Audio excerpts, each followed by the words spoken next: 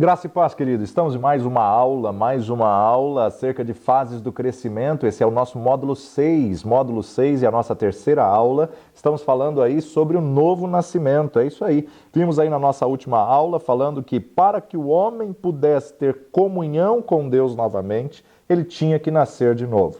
Necessário vos é nascer de novo, ou seja, sem o nascimento, sem confessar Jesus como Senhor e Salvador, é impossível. Em segundo lugar, esse novo nascimento se deu no espírito do homem. Esse novo nascimento se deu no espírito. Romanos capítulo 8, versos 9 a 11. Vós, porém, não estáis na carne, mas no espírito, se é que o Espírito de Deus habita em vós. Mas se alguém não tem o Espírito de Cristo, esse tal não é dele. E se Cristo está em vós, o corpo, na verdade, está morto por causa do pecado, mas o Espírito vive por causa da justiça.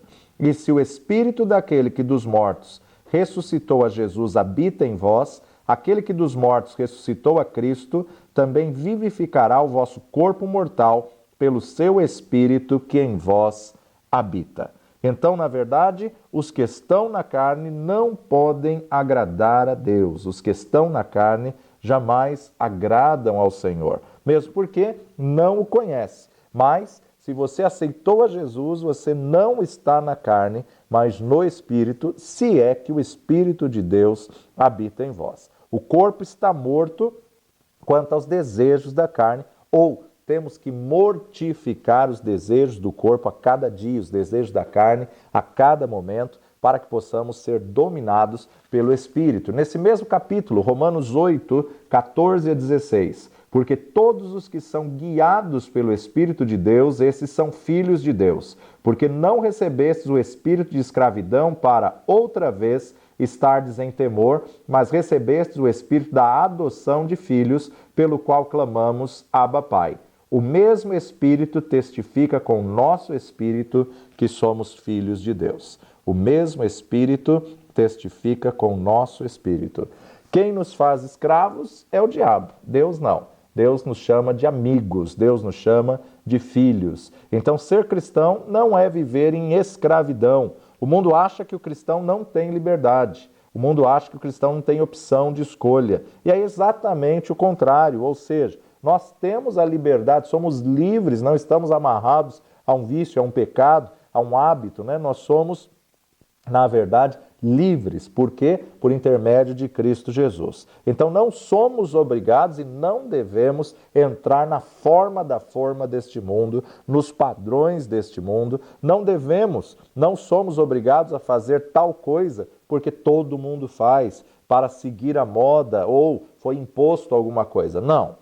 Já o servo ou o escravo é totalmente diferente, né? Ele faz aquilo que lhe é imposto, ele faz aquilo que, na verdade, ele não consegue se desvencilhar, não consegue romper. Agora, no hebraico, a palavra mais comum para servo ou escravo são um único termo, ebed. Ebed, no hebraico, que significa servo, escravo, criado, servidor, aquele que é submisso. Já no grego, existe a palavra doulos. Doulos é a mesma palavra para ebed do hebraico, que quando é transfigurado para o latim, quando é traduzida para o latim, ela na verdade é a palavra servos. Então tem o mesmo sentido, tanto no hebraico quanto no grego. O termo usado para essas duas palavras é o mesmo. Os primeiros cristãos, eles tinham prazer em ser considerados doulos de Cristo, escravos de Cristo. Agora, somos escravos doulos. O que é o escravo doulos? Escravo doulos, na verdade, ele é um escravo voluntário. Como assim um escravo voluntário? Nos tempos feudais, havia um tempo de escravidão para cada pessoa e muitas vezes a pessoa recebia carta de alforria, ela cumpria o seu tempo, ela cumpria o tempo necessário pelo qual ela foi comprada e aí ela tinha liberdade, ela tinha a carta de alforria. Só que ela viveu a vida toda ali dentro da fazenda, ela criou vínculos, ela talvez casou, tem filhos ali, e quando ela sai, ela tem que sair sozinha. Então, na carta de alforria, muitas vezes ela decidia, ela se voluntariava para continuar servindo o seu senhor. Mas espera aí, você já recebeu a alforria, você pode sair, pode ir embora. Mas ela ia para onde? Ela só conhece aquilo dentro da fazenda, ela só conhece aquele tipo de serviço. Então, na verdade, ela se entregava voluntariamente. Mas para ela se entregar voluntariamente, para ela ser doulos, na verdade, o que acontecia? Ela tinha que ser levada diante de uma autoridade. Né? E interessante que ela nasceu dentro de um sistema de escravidão, cresceu dentro de um sistema de escravidão, não conhece nada fora da fazenda e ali dentro, de qualquer jeito, ela tem roupa, ela tem comida, ela tem local para dormir. E na carta de alforria ela pensa, o que eu vou fazer da minha vida? E na verdade muitos tinham já uma vida boa, mesmo sendo escravo, eles caíram na graça de seus senhores e eles tinham prazer ali em servir a seus senhores, porque seus senhores não faziam deles um serviço brutal, um serviço violento. Não, então, na verdade, esses que optavam em continuar sendo escravos, mesmo depois da alforria, eles preferiam continuar com seu dono, eram chamados de doulos, eram chamados de escravos voluntários. Por quê? Porque o dono era muito bom e o escravo amava servir ali, amava o tipo de serviço e estava satisfeito e ele queria continuar servindo. Então o dono tinha que levar ele diante de uma das autoridades da cidade e ele furava as orelhas desse escravo, furava as orelhas, qualquer um que olhasse para ele e visse as suas orelhas furadas, então sabia que ele era um doulos, sabia que ele era um escravo, mas ele era um escravo voluntário. Ele era um escravo que decidiu, na sua vontade, continuar servindo ao seu senhor, mesmo depois de ter a carta de alforria. Agora, nós somos esse doulos do nosso Senhor Jesus Cristo. Né? Ele já nos comprou, ele já nos libertou, nós temos a liberdade de escolher se queremos ficar com Deus ou não. Porém, nos entregamos a Ele voluntariamente, nos entregamos a Ele como doulos. Para quê? Porque não queremos, não somos cativos de Satanás, não queremos ser servos do diabo. Ou você é doulos de Jesus, ou você é escravo de Satanás. Ou você é doulos do Senhor que te libertou, ou você volta para o jugo da servidão do diabo. Né? E aí, em tantas passagens da Bíblia, nós observamos a pergunta: escolhei hoje a quem servais. Né? Pedro, ouvindo de Jesus, quando Jesus estava num discurso duro, pesado, as pessoas logo começaram a se retirar, e aí então os 12 olharam para Jesus e Jesus disse: querem vocês também retirar-vos? E Pedro então diz: para onde iremos nós, se só tu tens as palavras de vida eterna? Então a importância de nós nos entregarmos voluntariamente para servirmos ao Senhor incondicionalmente, para estarmos com Ele, na vontade dEle, que é boa, perfeita e agradável. Por outro lado, o reino das trevas, a base deste reino é intimidação, manipulação, é medo. A base do reino de Deus é amor, é graça, é perdão, é paz, né? Então nós podemos chamá-lo de Pai, Abba Pai. Abba Pai vem de uma raiz aramaica que significa papai, né? Ou papaizinho. É uma linguagem infantil onde a criança se deleita nos braços do Pai. Embora na época de Jesus fosse considerado um termo pouco honroso de ser empregado para Deus, né? Por quê? Porque o judeu ele tinha a visão que Deus era um Deus distante, o Deus de Abraão, o Deus de Isaac, o Deus de Jacó. Jesus ele usou dessa forma em sua oração no Getsêmani, ele disse: Abba, Pai, ou seja, papai, papaizinho, todas as coisas te são possíveis. Se possível, afasta de mim esse cálice. Mas ele conclui dizendo: não seja, porém, como eu quero, mas como tu queres. Vamos ver como o evangelista Marcos registra isso em Marcos 14, 36. Marcos 14, 36. E disse: Abba, Pai, todas as coisas te são possíveis, afasta de mim este cálice, não seja, porém, o que eu quero, mas o que tu queres. Evangelho de João, capítulo 14, Evangelho de João 14, de 15 a 17. João 14, de 15 a 17.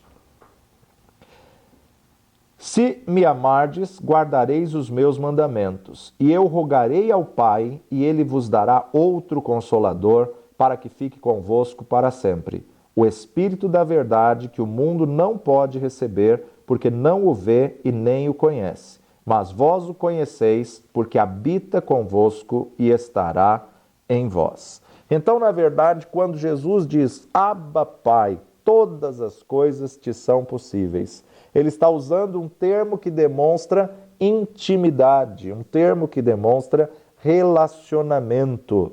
Jesus tinha por hábito chamar Deus de Pai, porque ele revelou a sua identidade e revelou a identidade do próprio Deus. Então, nós temos que entender que o nosso espírito ainda estava morto, antes estava morto. Antes de termos Jesus como Senhor, éramos, na verdade, seres carnais, dominados pela alma. Mas ao recebermos Jesus, o nosso espírito é recriado, ressuscita. Por quê? Porque o Espírito de Deus vem habitar no nosso espírito. O Espírito de Deus habita em você. Então, o que é nascer de novo? O que é nascer novamente aqui nessa terra? Nascer novamente não é só desistir de uma vida pecaminosa e começar uma vida depois que acredita em Jesus, como a maioria das pessoas pensam. Embora isso seja bom, isso na verdade não nos faz nascer de novo e nem nos dá salvação eterna. Quando a Bíblia conta-nos que devemos nascer novamente da água e do Espírito, isso significa que nós devemos arrepender. E arrepender é metanoia, arrepender é mudança, é transformação. Deve acreditar em Cristo Jesus como Senhor e Salvador e deixar Ele ser o seu dono.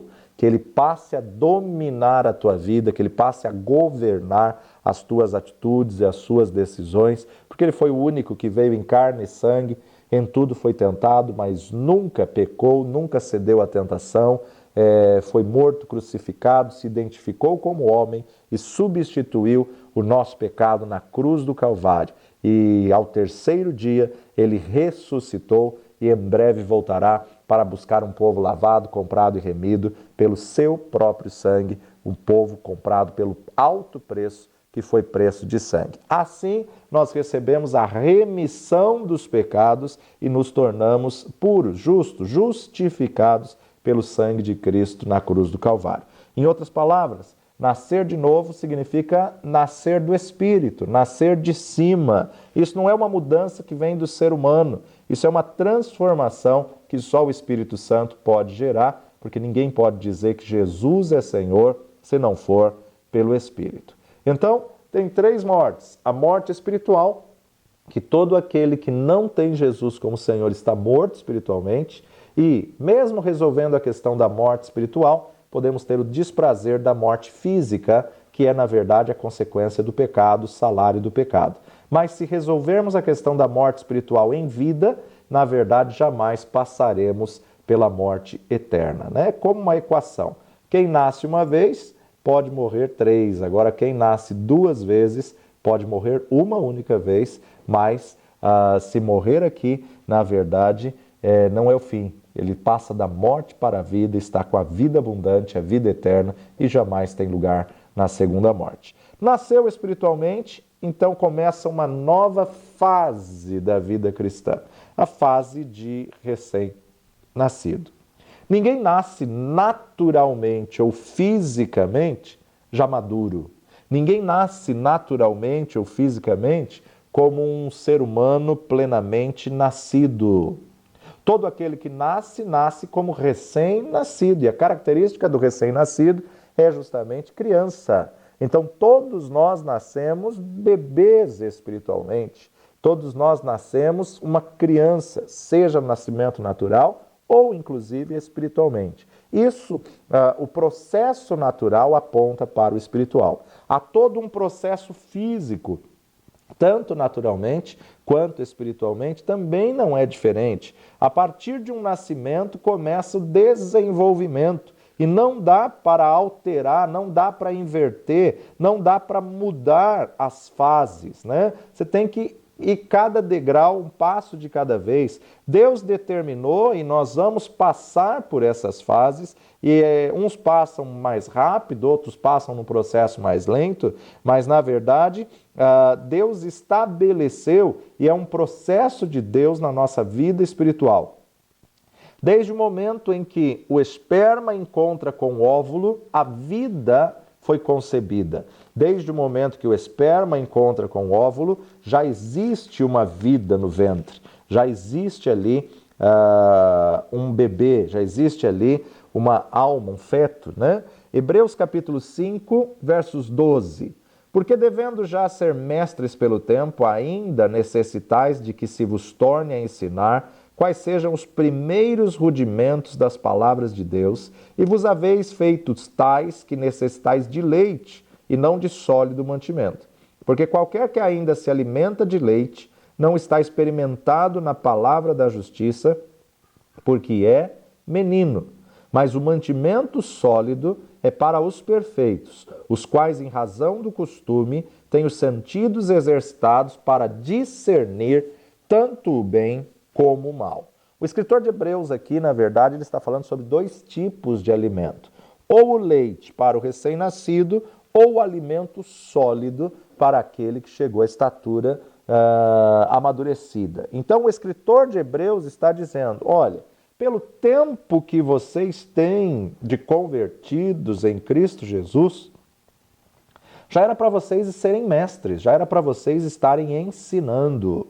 E eu ainda necessito vos ensinar os primeiros rudimentos. Eu ainda vos necessito ensinar as primeiras coisas. Claro que não tem como generalizar, mas há muitos que no primeiro ano de conversão têm um crescimento e uma maturidade incrível. E por outro lado, existem outros que têm 20, 30, 35 anos de evangelho e não têm a mesma maturidade. Por quê? Porque se converteu e acomodou, não buscou mais nada. 20 anos no primeiro ano, 20 anos, cresce fisicamente, mas não amadurece. Envelhece fisicamente, mas não amadurece. Ou seja, isso não está relacionado com o tempo de crente ou tempo de igreja. Isso está relacionado com a nossa intimidade e comunhão com o Pai. Isso está relacionado com a busca pelo conhecimento, a busca pela palavra de Deus. Tem muitas pessoas que querem alcançar certas coisas na vida, mas não querem pagar o preço delas. Por exemplo, prefere o dom, que é presente, que é dádiva, do que desenvolver o fruto, que na verdade é caráter.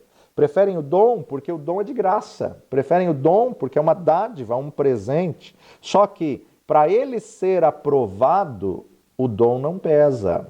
Por isso que Jesus disse, naquele dia muitos vão se surpreender dizendo, mas Senhor, profetizei em teu nome, falei línguas, eu expulsei demônios, eu curei em teu nome, apartai-vos de mim, eu não vos conheço. Por quê? Porque foi só presente e não desenvolveu o caráter de Cristo. Então, na verdade, nós observamos que o grande segredo do crescimento espiritual é desenvolver o caráter. E para desenvolver o caráter, você tem que meditar na palavra, estudar a palavra, anelar a palavra. Assim como a corça anseia pelas águas, assim a minha alma suspira pelo Senhor. Assim como o preso anseia pela liberdade, assim como o guarda anseia pelo dia, nós devemos ter fome da palavra, assim como a criança anela pelo leite. Então, o relacionamento de crescimento está muito mais ligado com a nossa intimidade com Deus do que com o nosso tempo de igreja, com a nossa idade cristã. Agora, se eu estudo a palavra e coloco a palavra em prática, eu vou ter relacionamento, eu vou ter comunhão, eu vou ter intimidade e isso vai gerar discernimento. E esse discernimento vai te levando à maturidade. Mas as pessoas querem mais o dom do que pagar o preço. Por quê? Estudar exige disciplina, né? E uma disciplina rígida, porque estudar exige esforço, dedicação e muitas vezes sacrifício, né? Eu entendo que não é fácil você ter essa disciplina de assistir todas as aulas, é aquela que não entendeu, ouvir de novo e ler os textos e ficar um tempo, pagar o preço do tempo de qualidade para aprender, para amadurecer. As fases do crescimento espiritual são muito parecidas com as fases do crescimento natural. Espiritualmente, também existem fases na nossa vida, né? Nós vamos só citar agora, porque nós vamos ver os pormenores mais para frente de cada uma dessas fases. A diferença é que no natural, mais ou menos em tese, se acredita que a fase se acompanha com a cronologia, com o envelhecimento, com a idade. Espiritualmente, não. Tá? O que vai determinar esse crescimento e essa maturidade espiritual vai ser o teu relacionamento, a tua intimidade com o Deus Todo-Poderoso. A pessoa pode ter 1 ano de conversão e ser mais maduro do que aquele que se converteu há 5, 7, 10 anos, mas nunca se interessou pela busca do conhecimento da palavra, nunca se interessou pela verdade da palavra. A transformação genuína, ela vai gerar essa maturidade. Salmo 119, versos 99. Tenho mais entendimento do que todos os meus mestres, porque medito nos teus testemunhos. Então você observa o salmista declarando: eu tenho mais entendimento do que todos os meus mestres, porque eu medito na tua verdade, eu reflito na tua palavra, eu me alimento dos teus testemunhos. Então, você que aceitou Jesus como Senhor e Salvador, saiba que você está na primeira infância. Primeira infância é a fase que a gente chama da criança recém-nascida. É o nascimento, né? Assim que a bolsa d'água se rompeu, aquele que foi gerado veio à luz. Então, bebezinho, na verdade, a linguagem dele é choro. Ele vai chorar para tudo. E o alimento dele é leite, né? O que o escritor de Hebreus está dizendo: ainda necessito vos dar leite. Leite nos primeiros dias, nos primeiros meses da vida, a linguagem do bebê se comunicar. Se está sujo, chora. Se está com fome, chora. Se está com dor, chora. Então, qualquer coisa, a pessoa chora. Então, na primeira infância, na verdade, é aquele recém-convertido que vê um problema, ele chora. Ele vê uma dificuldade, ele chora. Por quê? Porque ele está na fase da primeira infância, ele está na fase do recém-nascido. 1 Coríntios, capítulo 3, versos 1 e 2. E eu, irmãos, não pude vos falar como a espirituais, mas como a carnais, como a meninos em Cristo. Com leite vos criei, e não com manjar, porque ainda não podíeis, e nem tampouco ainda agora podeis. Então veja que a primeira infância aqui, Paulo está dizendo agora: eu tinha coisas para falar com vocês de mais conteúdo, mais substância, né? Mas eu não pude falar com vocês como a espirituais, mas tive que falar com vocês como a carnais, como a meninos em Cristo. Parece que Paulo tinha ido lá na igreja de Corinto e não pôde falar o que ele queria, não pôde ensinar o que ele precisava. As novas revelações que ele estava tendo de Deus, o povo não estava numa fase de poder entender ou aceitar. Então é uma fase que nós temos que entender que passa. É uma fase que nós temos que entender que ninguém fica bebê a vida toda. Toda fase tem um começo, um meio e fim. Tem muitas pessoas que querem montar acampamento numa fase e ficar naquela fase a vida toda. E, na verdade, a fase de recém-nascido é gostosa, né? Porque está sempre recebendo presentinho, todo mundo brincando, sorrindo, e na verdade chora, ele já é suprido. É uma fase que na verdade nós observamos que o bebê tem que desfrutar.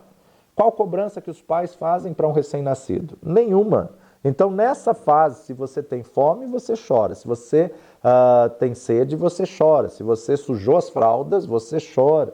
E tudo, para todas as coisas, você depende dos outros. Então, essa fase, embora seja gostosa, nós temos que ter a maturidade de saber que ela passa. Ninguém pode querer ficar nessa fase, dependendo sempre de alguém, dependendo sempre do outro. Ai, dá para você orar por mim? Ai, me dá uma palavra.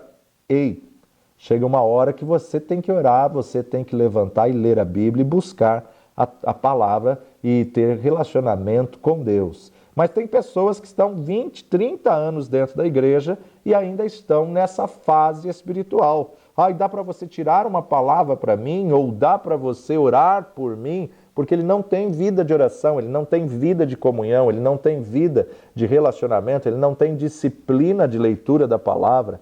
Quando a pessoa é recém-convertida, está nos primeiros passos, isso é tolerável, né?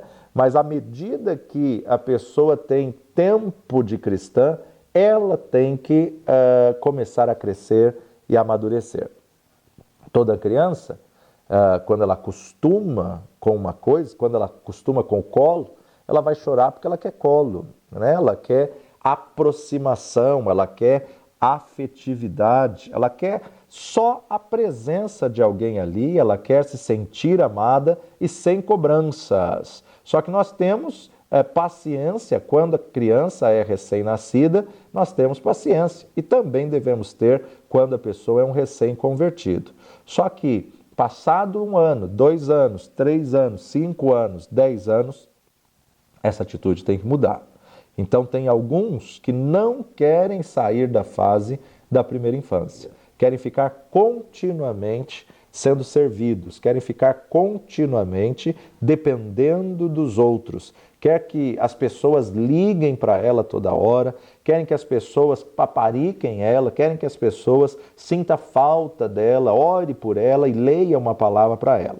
Se passar anos e a pessoa não sair dessa fase, então, na verdade, vão vir pressões, provas, lutas maiores para apertar o cerco, porque é através da pressão que a gente cresce, é através da pressão que a gente é forçado a sair de uma fase. Então, por exemplo, a criança que se acostumou com a chupeta, quando tem que tirar a chupeta, ela vai chorar, ela vai fazer birra, manha, mas na verdade é necessário para o próprio crescimento e para o próprio desenvolvimento dos dentes. Ela tem o tempo certo aí para poder usar e deixar de usar. Assim também as fraldas, né? O momento que ela tem que tirar as fraldas, ela tem que aprender a acostumar-se a ir para o banheiro, ela vai ter que aprender a se acostumar, a amadurecer, para que ela possa sair daquela fase. Por quê? Porque é tempo de crescimento. Então, assim como há certas coisas que não se fala diante da criança, espiritualmente também não se fala diante do recém-nascido. Por quê? O recém-convertido ele é imaturo. O recém-convertido ele não tem capacidade de entender ou de ouvir. Existem coisas e conversas que são só da liderança. Aliás, fica aqui uma dica, né? Os pais não podem expor os defeitos da igreja na frente da criança. Os pais não podem só falar mal do pastor, falar mal da liderança, falar mal dos diáconos, dos obreiros. Por quê? Isso está contribuindo para que quando a criança crescer, ela se afaste dos caminhos do Senhor, porque ouviu tanta coisa, tantos problemas e tantas dificuldades, que no crescimento ele nem se importa. Então nós precisamos entender que o recém-nascido ainda não tem capacidade de entender algumas coisas da vida adulta. O que um bebê entende sobre onde se investir, né? O que o bebê entende sobre bolsa de valores? Não entende nada, né? Ele só quer comer, beber, dormir e ser trocado, tomar banho, né? Então a linguagem do bebê é choro, e tem alguns que são um reloginho exato ali de 3 em 3 horas, a despeito de quem esteja brincando, ele chora exatamente naquela hora. Mas todo bebê ele tem a dependência total e ele necessita de afeto, ele necessita de toque, tato, carinho, colo, abraço, né? Mas há uma hora que ele precisa crescer e precisa saber que ele mesmo pode ler a palavra, que ele mesmo tem autoridade em Jesus Cristo, que ele mesmo deve orar. Deus não poderá compartilhar conosco revelações profundas se nós não estivermos preparados para recebê-las. Uma pessoa recém-convertida, ela não poderá entrar em batalhas espirituais logo de cara. Ela não tem estrutura para isso. Ela pode até ter esse chamado, mas ela ainda não está no tempo de travar guerras espirituais. Ainda há um tempo de preparação. Paulo fala que ele estudou uma revelação 14 anos. Né? Então, quando ele se converteu, ele se retira, ele vai ler, ele vai estudar, ele vai rever todo o Antigo Testamento, alinhando agora com essa revelação que ele tem. Né? Então, a importância de nós entendermos, jamais se coloca uma arma na mão de uma criança. Né? Por quê? Porque a criança não tem preparo, a criança não tem estrutura, a criança não sabe usar, a criança não sabe quando usar. Então, as armas elas vão ser desenvolvidas à medida que há o crescimento e há manuseio, relacionamento para que ela possa receber as armas espirituais. 1 de Pedro, capítulo 2, versos 1 a 3, Pedro diz: deixando, pois, toda malícia e todo engano,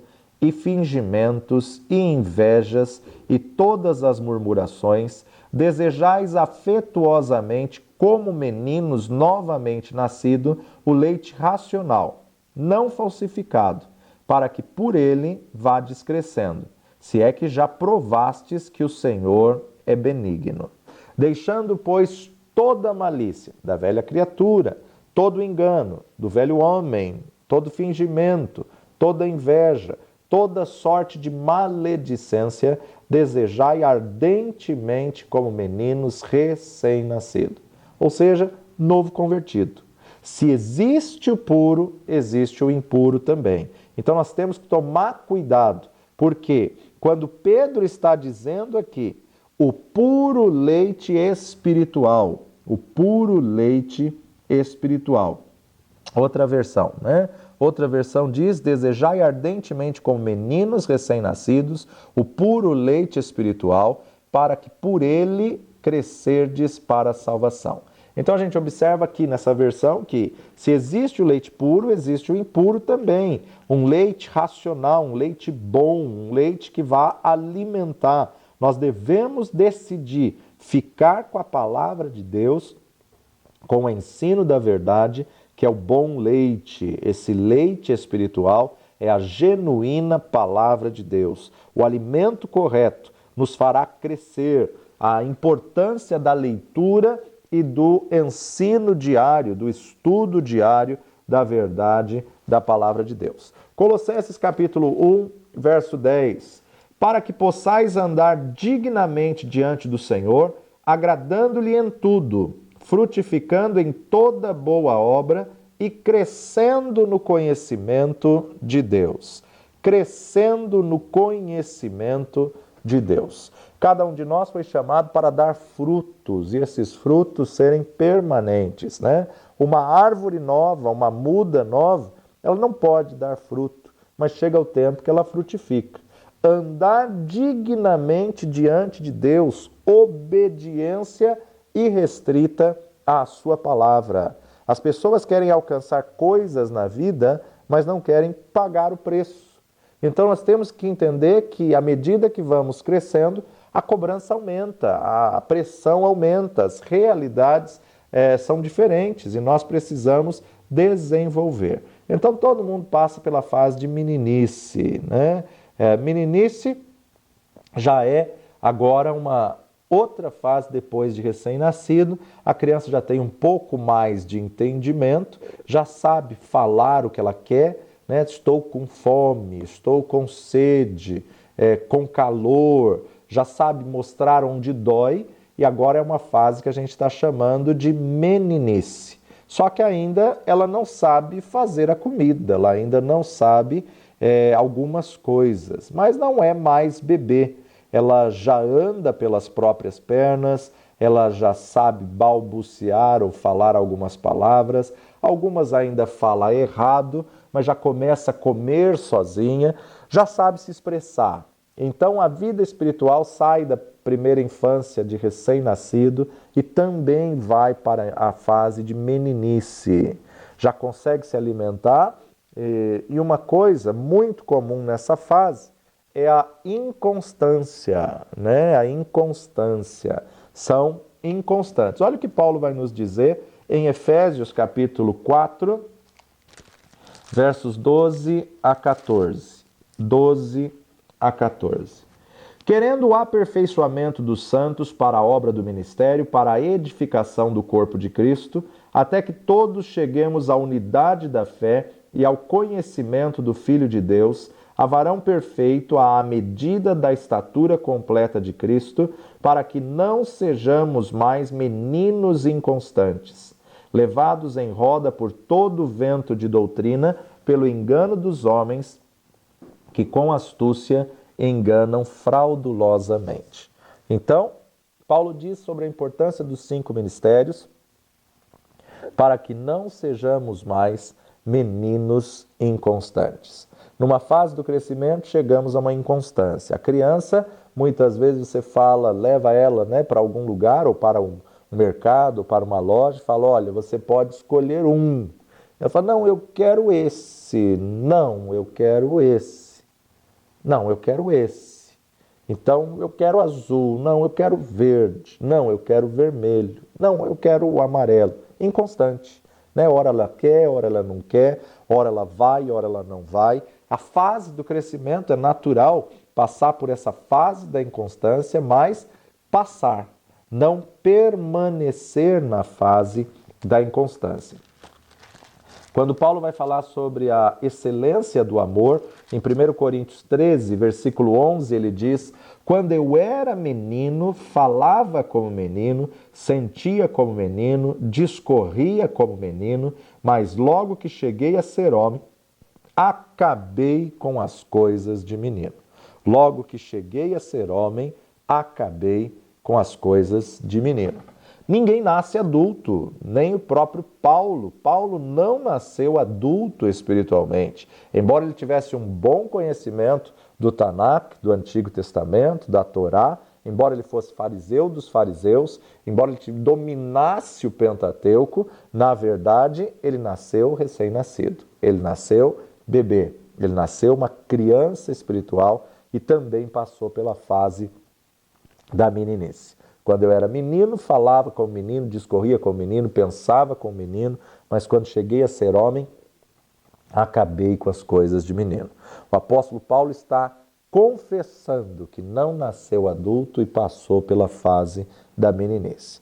Só que chega um momento que precisamos acabar com as coisas de menino. Acabar com as coisas de menino exige disciplina, né?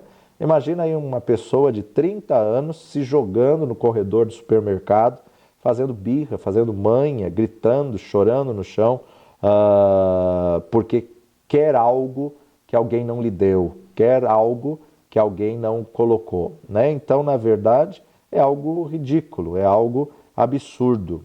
Já para uma criança, para um menino já é feio, imagine para um adulto, né? Então, aqui a gente observa o quê? Disciplina. Precisa, exige disciplina. O problema é que, espiritualmente, isso é o que tem acontecido dentro das igrejas. Pessoas na fase de meninice assumindo liderança. Pessoas na fase da infância assumindo cargos e posições.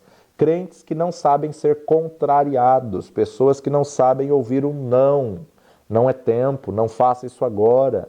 Crentes que não podem, muitas vezes, ser contrariados e esperar. Nessa fase, a criança não tem o controle motor. Então, muitas vezes ela vai tentar tomar o copo de chocolate e ela derruba o copo, né? Então, vai pegar comida e derruba o garfo, a colher e o prato, e então bagunça tudo, faz sujeira. É uma fase que vai precisar de muita paciência. É uma fase que também na vida espiritual precisamos tolerar os meninos na fé. E aí então passa por uma fase de adolescência. Fase da adolescência, novas descobertas, novos hormônios, é uma fase também difícil, que cada fase tem o seu benefício e cada fase tem a sua dificuldade. Mas são fases que passam. E saindo dessa fase, vai para a fase da varonilidade. A varonilidade é a fase de homem maduro, chegou à maturidade. Então, mesmo uma pessoa chegando na varonilidade, ela vai ter alguns momentos de meninice, alguns momentos de criança, e Paulo nos ensina que temos que deixar as coisas de meninos. Temos que ter uma disposição de sair da fase, deixando para trás as coisas que ficam. Temos que ter uma disciplina diferente em cada fase. Temos que ser pessoas equilibradas, que saibam se portar diante de cada situação de pressão. O que é a varonilidade? A varonilidade é a qualidade daquele que é varonil, qualidade daquele que é varonil. E varonil refere-se a varão, né? Ou seja, a estatura de homem. Varão ou próprio dele, energético, forte, heróico. Varão é um indivíduo de sexo masculino, um indivíduo adulto ou esforçado, um homem respeitável, tendo seu feminino como varoa. Paulo nos diz em Efésios capítulo 4, verso 13, até que todos cheguemos à unidade da fé e ao conhecimento do Filho de Deus, a varão perfeito, à medida da estatura completa de Cristo. Até quando os 5 ministérios vão ser necessários? Até chegarmos à estatura de varão perfeito, ou seja, até a vinda do nosso Senhor Jesus Cristo, né? Então, todos, Deus não faz acepção de pessoas. Não é só para um ou dois, não é só o líder que deve amadurecer, todos, sem acepção, sem distinção de pessoas, devem amadurecer. Não só o apóstolo, não só o profeta, não só os ministérios de governo, todos nós devemos chegar à unidade da fé, à estatura de Cristo, a varão perfeito, a varonilidade. Todos nós precisamos desejar isso, almejar isso. Por quê? Nós temos que entender que o Senhor vem buscar uma igreja para se casar. Então ela tem que ser levada à maturidade, ela tem que ser levada à estatura de varão perfeito. E, embora você pense, não, mas sozinho eu faço mais rápido, você tem que entender que junto você vai mais longe, né? Então, Deus não tem nenhum membro do corpo desligado do corpo. Você tem que estar ligado ao corpo. Mesmo sabendo que sozinho, talvez, alguma outra coisa você possa fazer mais rápido. Mas junto você vai muito mais longe. Agora, aquele que alcançou o amadurecimento, ele não pode mais agir como um bebê recém-nascido, ele não pode mais agir como uma criança da primeira infância, ele não pode mais agir como um menino inconstante. Ele já tem que ter responsabilidade, ele tem que cumprir cabalmente as suas responsabilidades. Os 5 dons ministeriais aqui estão falando sobre a autoridade do ombro. O governo estará sobre os seus ombros, ou seja, está falando sobre o governo da igreja, né? Aquilo que Isaías revelou, um menino nos nasceu, um filho se nos deu e o governo estará sobre os seus ombros. Governo aqui, o governo da igreja, os 5 ministérios, apóstolo, profeta, evangelista, pastor e mestre. Não é qualquer profeta que é profeta dos 5 ministérios. O profeta que flui aí no dom da profecia, ele pode ser apenas uma pessoa que tem o dom da profecia, mas não está no ministério de governo. Qual a diferença? Aquele que tem o dom da profecia, muitas vezes ele tem o dom da profecia para outra pessoa ou para um grupo de pessoas. O que está no governo já é para a nação, já é para um território.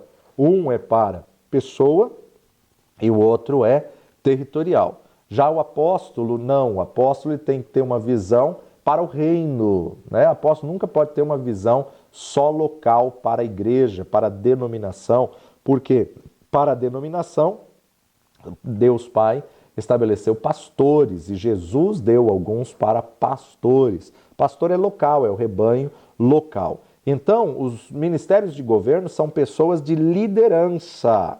Agora, além de dons ministeriais, Deus dá também dons motivacionais. Dons motivacionais ou vocacionais que são dados pelo próprio Deus. E além desses dons, o Senhor ainda dá talentos e manifestações espirituais, que são os dons do Espírito. Então são coisas totalmente diferentes. Dons ministeriais, quem governa é Jesus, ele que dá ministérios. Dons vocacionais ou motivacionais, quem dá é Deus. E dons espirituais, quem dá é o Espírito Santo. E Deus utiliza tudo isso para que haja crescimento da igreja, para que haja desenvolvimento da igreja. Mas assim como Paulo, somos nós que decidimos. Veja, 1 Coríntios 13, 11. Quando eu era menino, falava como menino, sentia como menino, discorria como menino, mas logo que cheguei a ser homem, acabei com as coisas de menino. Então ele próprio está dizendo que ele acabou, que ele decidiu acabar com as coisas de menino.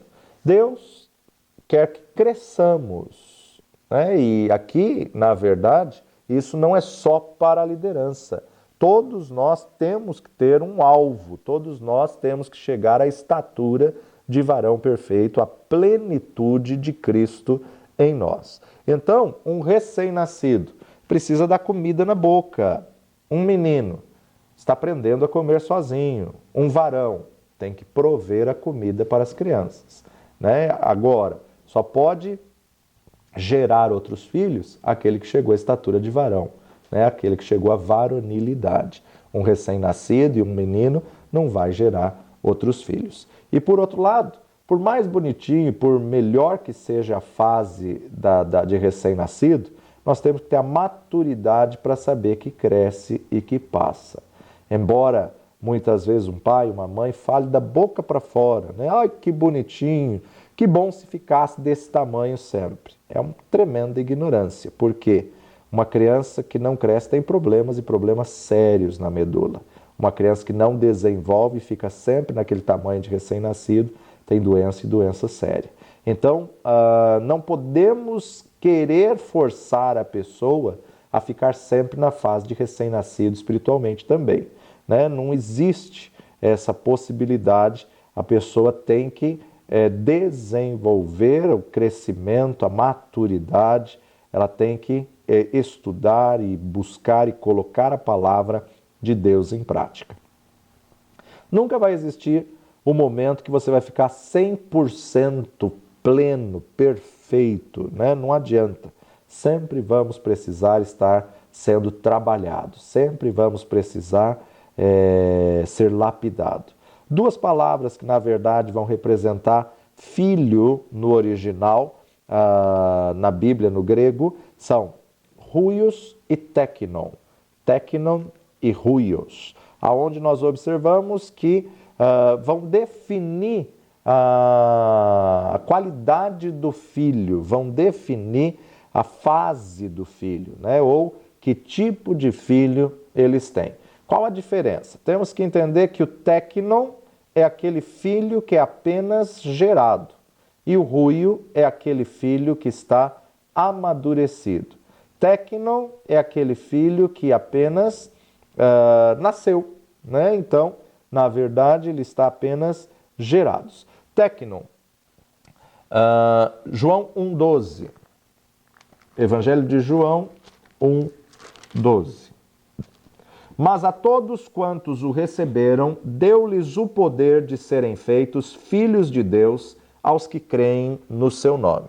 A todos quantos o receberam, deu-lhes o poder de serem feitos filhos de Deus. Aceitou a Jesus, é filho, porém é um filho só gerado. E o filho gerado ainda está na fase de recém-nascido, ele é filho por geração, ele na verdade já foi gerado, ele na verdade já faz parte da família de Deus, mas ele ainda está na fase de recém-nascido e pode cometer aí muitos erros, falhas e depender de alguém e precisar aí de um carinho, uma atenção muito mais próxima. Então aqui, por exemplo, Romanos 8, 16 a 21. O mesmo Espírito testifica com o nosso Espírito que somos filhos de Deus. E se nós somos filhos, somos logo herdeiros também, herdeiros de Deus e co-herdeiros de Cristo. Se é certo que com ele padecemos, para que também com ele sejamos glorificados. Porque para mim tenho por certo que as aflições deste tempo presente não são para se comparar com a glória que em nós há de ser revelada. Porque a ardente expectação da criatura espera a manifestação dos filhos de Deus. Porque a criação ficou sujeita à vaidade, não por vontade, mas por causa do que a sujeitou, na esperança de que também a mesma criatura será libertada da servidão, da corrupção, para a liberdade da glória dos filhos de Deus. A ardente expectação da criatura espera a manifestação de filhos. Manifestação de filhos ruios. Filhos ruios, filho amadurecido. Então, a natureza espera a manifestação dos filhos amadurecidos. Mas, aqui no verso 16, o mesmo Espírito testifica com o nosso Espírito que somos filhos de Deus. Filhos, tecnon, filho gerado. Gerado por descendência, alguém nascido, onde nós temos aí alguns textos, como por exemplo Marcos 3:9, Marcos 3:9, e não presumais de vós mesmos, dizendo, temos por pai a Abraão, porque eu vos digo que mesmo destas pedras Deus pode suscitar filhos. Filhos aqui, tecnons a Abraão. Mateus capítulo 7, verso 11. 7, 11. Se vós, pois, sendo maus, sabeis dar boas coisas a vossos filhos, quanto mais vosso Pai que está nos céus dará bens aos que lhe pedirem. Mateus capítulo 15, verso 26. Mateus 15, 26. Ele, porém, respondendo, disse, não é bom pegar o pão dos filhos e deitá-los aos cachorrinhos. 1 Timóteo 3, 4. 1 Timóteo 3, 4. Que governe bem a sua própria casa, tendo seus filhos em sujeição com toda modéstia. 3:12 de 1 Timóteo. Os diáconos sejam maridos de uma mulher e governe bem seus filhos e suas próprias casas. 1 João 3:7. 1 João 3:7. Filhinhos, ninguém vos engane, quem pratica a justiça é justo, assim como ele é justo. 1 João 3:10. Nisto são manifestos os filhos de Deus e os filhos do diabo. Qualquer que não pratica a justiça e não ama seu irmão, não é de Deus. Efésios capítulo 5, verso 1. Sede, pois, imitadores de Deus como filhos amados. Efésios capítulo 5, verso 8. Porque noutro tempo erais trevas, mas agora sois luz no Senhor, andai como filhos da luz. Segundo João, capítulo único, verso 1. O ancião à senhora eleita e a seus filhos, aos quais amo na verdade, e não somente eu, mas também todos os que têm conhecido a verdade. Verso 4. Muito me alegro por achar que alguns de teus filhos andam na verdade, assim como temos recebido o mandamento do Pai. Verso 13. Saúdam-te os filhos da tua irmã, a eleita também.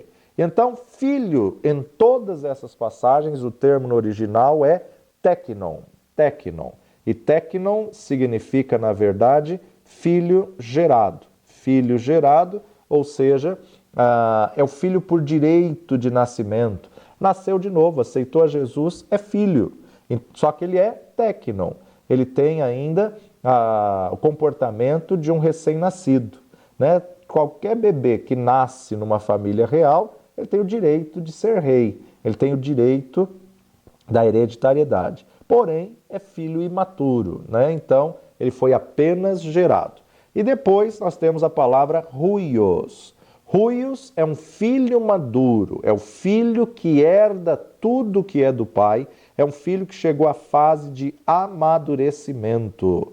Todos que nasceram em Cristo Jesus são téknon, imaturos. Isso que nós lemos em João capítulo 1, verso 12 e 13. Todos que nasceram em Cristo Jesus. Mas a todos quantos o receberam, deu-lhes o poder de serem feitos filhos de Deus aos que creem no seu nome, os quais não nasceram do sangue, nem da vontade da carne, nem da vontade do varão, mas de Deus. Todos esses são téknon, são filhos que nasceram, novo nascimento, nasceram da semente da palavra de Deus. Mas eles precisam crescer. Embora ele seja recém-nascido, ele tem direito à herança, mas ele ainda não pode usufruir a herança enquanto não chegar à fase da maturidade. Quando não conhecíamos Jesus, nós éramos simplesmente criaturas. A partir do momento em que nós recebemos Jesus como Senhor das nossas vidas, nós nascemos de novo e nascemos na família de Deus, numa nova família. A família de Deus, passamos a ser filhos. Agora, nós fomos gerados no Espírito e pelo Espírito. Ninguém é fruto do acaso, né? Deus planejou cada um de nós exatamente como você é. E agora Ele quer que você seja levado à maturidade. Então nós temos o poder de filhos agora. Quem tem direito na casa do Pai? Quem tem direito? Um filho, né? Um estranho não tem a mesma liberdade que um filho tem. O filho é o herdeiro legal de tudo que o pai tem, mas só ele pode tocar na herança e fazer com ela o que lhe apraz, mas somente quando chega a uma idade de maturidade. Então o que nós temos que entender é que, embora sejamos filhos, nem todos são ruios, nem todos são maduros. Maduro é aquele que conhece os seus direitos e deveres também, ele já pode usufruir da herança. São filhos que entendem e têm o conhecimento que o pai tem. Então, os ruios, ele tem disciplina, ele busca, ele estuda, ele medita na palavra do pai. Ruios são aqueles que são guiados pelo Espírito Santo. E isso significa dizer que o téknon ainda não é guiado pelo Espírito Santo.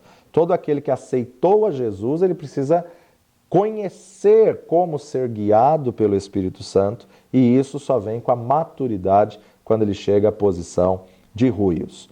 Todos nós um dia fomos téknon, todos nós um dia fomos recém-nascidos em Cristo, e precisamos ter paciência com os téknons, precisamos ter paciência com os novos bebês espirituais. Romanos 8,14. Porque todos os que são guiados pelo Espírito de Deus, estes são filhos de Deus. E o termo aqui no original é huios. Todos os que são guiados pelo Espírito de Deus, estes são huios, filhos maduros de Deus.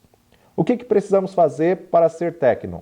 Receber Jesus como Senhor e Salvador. Agora, o que precisamos fazer para ser ruios? Amadurecer e ser guiado pelo Espírito. A proposta de Deus é transformar o téknon em ruio para que todos cheguem à maturidade. O que Deus espera é que a sua igreja chegue a um nível de amadurecimento, de maturidade. E a natureza, a criação também aguarda isso. É o que Paulo disse em Romanos 8,19. Porque a ardente expectação da criatura espera a manifestação dos filhos de Deus. O termo aqui no original, ruios, a ardente expectativa da criação aguarda a revelação de filhos maduros de Deus. Né? O mundo está cansado de ver escândalos de pessoas que se dizem cristãs. Muitas vezes não são os bodes, não são os lobos, muitas vezes não são os ímpios, são os imaturos, são os técnons. É filho de Deus, tem Jesus como Senhor, mas ele ainda é um recém-convertido e muitas vezes suja muito as fraldas. Então, na verdade, a gente observa que precisamos ter tolerância com os mais fracos na fé ou com os recém-convertidos, mas precisamos levá-los à maturidade. O bebê, a criança, não quer largar a chupeta, não quer largar as fraldas, mas chega um momento que os pais forçam essa maturidade e tiram a chupeta dele e ensinam ele a viver sem as fraldas. O que nós estamos esperando para tomar uma posição? Infelizmente, tem muita gente imatura e quer continuar com a atitude de imaturidade ou com a atitude de recém-nascido. Resistem ao crescimento. E aí o escritor de Hebreus nos chama a atenção dizendo: devendo já ser mestres pelo tempo que tendes, ainda necessito vos ensinar os primeiros rudimentos. Paulo diz: eu queria explicar a vocês como a espirituais, mas ainda tenho que te dar leite de recém-nascido. Existe uma maturidade, existe um alimento sólido que você pode ser levado à medida que você cria um relacionamento com Deus e você é levado à maturidade. Que o Senhor te abençoe poderosamente. Fique conosco nessa matéria poderosa que te força ao crescimento em Cristo. Nas próximas matérias estaremos dando as qualidades de cada fase que nós passamos no crescimento. Valeu demais estar com você. Até a próxima.